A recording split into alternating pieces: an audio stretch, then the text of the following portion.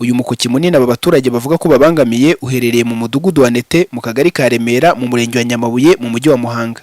Bavuga ko bigitangira kari agakoki gatoya katagize n'icyo gatwaye, ariko ngo hakimara gukorwa umuhanda wa kaburimbo uva mu mujyi wa Muhanga werekeza mu ntara y'Uburengerazuba ndetse n'iy'Amajyaruguru, ibintu byahinduye isura bitewe n'uko ngo amazi aturuka muri uyu muhanda atayobowe neza, yishakiye inzira, ari nabwo yakoze uyu mukoki bitangira kubangiririza. Ikibazo cy'umukoki byaje ari gake gake, hagenda havungukaho akantu gahoro gahoro.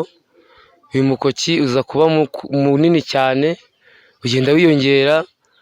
Ubwo hano harimo n'ishyamba, umwaka washize ubwo mu kwezi kwa 4 ishyamba ryamanutse riramanuka rigera ipfira mu kabande. Ubwo hari umuturage utuye hano hirya, biba ngombwa ko bamukuramo aragenda. Kiraterwa n'amazi aturuka mu muhanda bohereje, kandi ntibanayubakira bakomeza agende, ari hafi yacu ashaka kuzadusenyera. Imirimo yacu iragenda, inzu turifite ubwako ko twazagenda, kandi nibigaragara biboneka.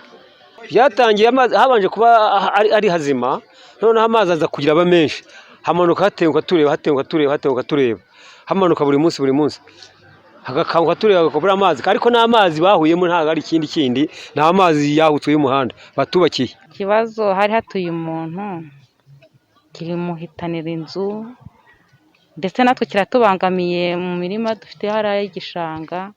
Usanga n'ubundi ubona ko cyagiye cyitwaraho isuri, byagiye birengaho hejuru. Mwe duhinze ibijumba, isurira zikabirengaho hejuru. Ikintu kitubangamiye kuko niyo waba nimugoroba winywereye n'icupa ushobora kukigwamo ntuvemo.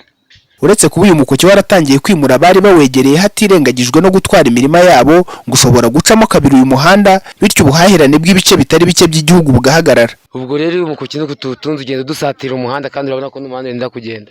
Uyu muhanda urabona ko ari mu mihanda ikaburimbo irakomeza igafata ya Ngororero n'iya Kibuye. Yagenda kuko ni ibintu bigaragara.